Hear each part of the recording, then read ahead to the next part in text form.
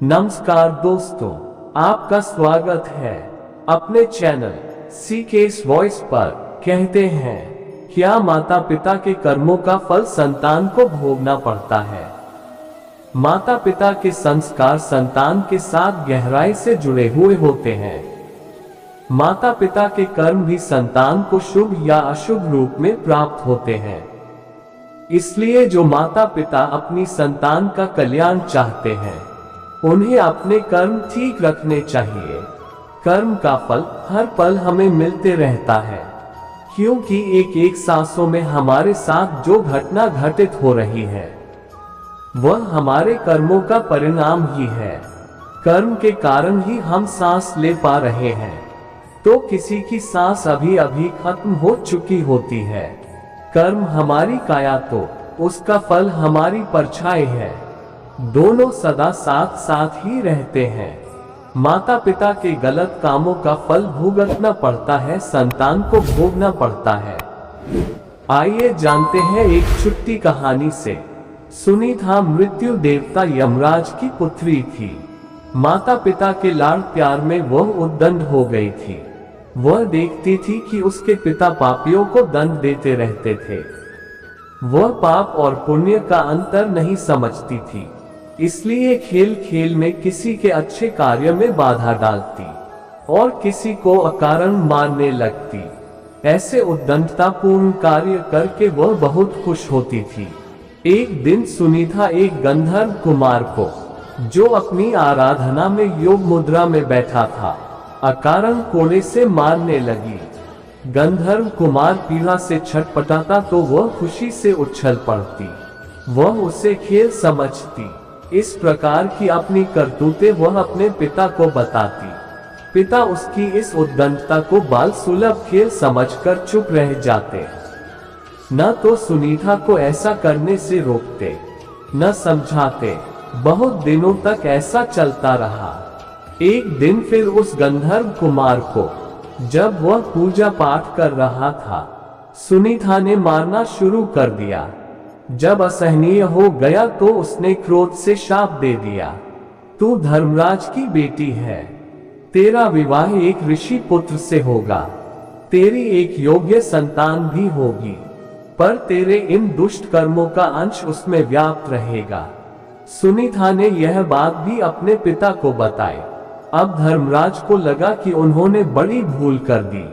संतान की आदत और स्वभाव पर ध्यान न देकर उसे भले बुरे का ज्ञान नहीं दिया। फलस्वरूप उसे शाप मिला, पर अब तो समय हाथ से निकल चुका था। बोले, बेटी, निर्दोष तपस्वी को पीट कर तुमने अच्छा काम नहीं किया। बुरे कर्मों को करने के कारण तुम्हें ये शाप मिला है। अब भी संभल जाओ और अच्छे काम की ओर मन लगाओ। समय बीतता गया। कन्या बड़ी हुई तो उसके विवाह की चिंता हुई। उसके शाप को जानकर कोई उससे विवाह करने को तैयार नहीं होता था। कौन उससे पैदा होने वाले पापी पुत्र का पिता बनता। जब कोई उपाय न रहा तो रंभा अप्सरा ने उसे मोहिनी विद्या सिखा दी। अप्सराएं तो इस कार्य में सिद्ध होती थीं। अब उसे किसी को भी मोहित करने की विद्या सिद्ध हो गई। एक दिन रंभा उसे अपने साथ लेकर वर की खोज में निकली। एक नदी के तट पर उसने अत्रि कुमार अंक को देखा। सुनीता अंक को देखते ही उस पर मोहित हो गई। रंभा की माया तथा अपनी मोहिनी विद्या के बल पर उसने अंक को भी मोहित कर लिया। दोनों को एक दूसरे पर आसक्त जानकर रंभा ने दोनों का गंधर्व विवाह करवा दिया। दोनों सुखपूर्वक रहने लगे। कुछ दिनों बाद उनके पुत्र हुआ, जिनका नाम वेन रखा गया। वेन अत्रि वंश के अनुरूप ही अपने पिता अंक के समान धार्मिक, सदाचारी तथा रजोचित गुणों से संपन्न था। आचार विचार और व्यवहार में सब उसकी बड़ी प्रशंसा करते। अच्छे कुल में उत्पन्न होने के सभी लक्षण उसमें दिखते थे, पर मां के एक दुर्गुण के कारण, जिसके कारण वह शापित हुई थी। धीरे धीरे वेन में भी वे दुर्गुण प्रकट होने लगे। कुछ नास्तिकों तथा दुष्टों की संगति में वह नास्तिक भी हो गया। ईश्वर, वेद, पुराण, शास्त्र आदि उसे झूठ लगने लगे। यज्ञ, संध्या आदि को वह पाखंड समझने लगा। वह वयस्क हो चुका था।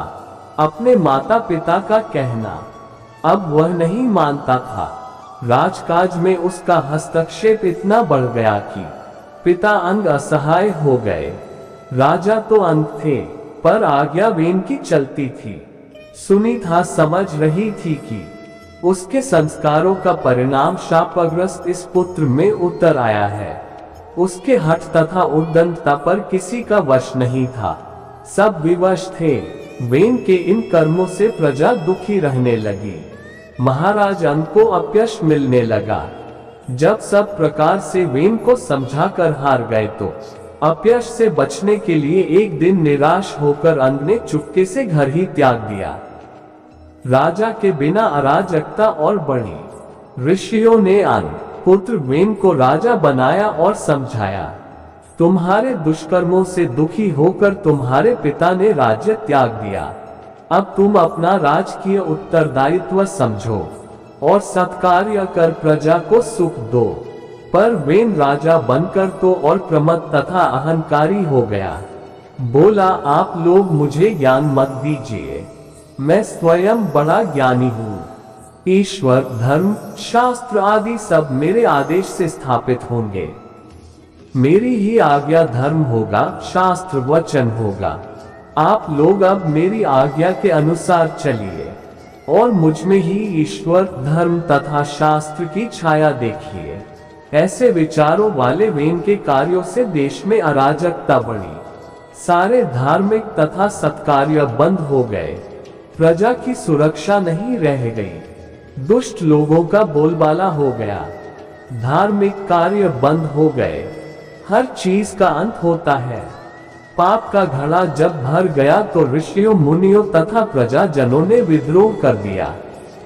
वेन को पकड़ लिया और उसे प्रताड़ित कर राजा के पद से हटा दिया। सत्ता छिन जाने से वह असहाय हो गया।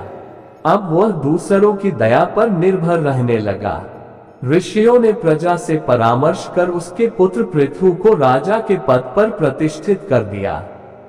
वेन जंगल में चला गया। निश्चय ही अच्छे कुल परिवार का व्यक्ति भी कुसंगति के कारण अपनी मर्यादा भूलकर कुमार्गी हो जाता है। अपने कुल धर्म को भूलकर सबके दुख का कारण बनता है और अंत में अपने इसी आचरण के कारण वह स्वयं ही नष्ट हो जाता है। इसलिए कुसंगति तथा कुसंस्कारों से बचना चाहिए। उम्मीद है दोस्तों, आपको आज की वीडियो जरूर पसंद आई होगी। ऐसे ही अद्भुत विचारों को सुनने के लिए, अपने जीवन में धारण करने के लिए, यदि आपने अपने इस चैनल को सब्सक्राइब नहीं किया है तो जल्दी से सब्सक्राइब कर लें। लाइक शेयर करना ना भूलें और अपना कीमती समय देने के लिए शुक्रिया। राधे राधे।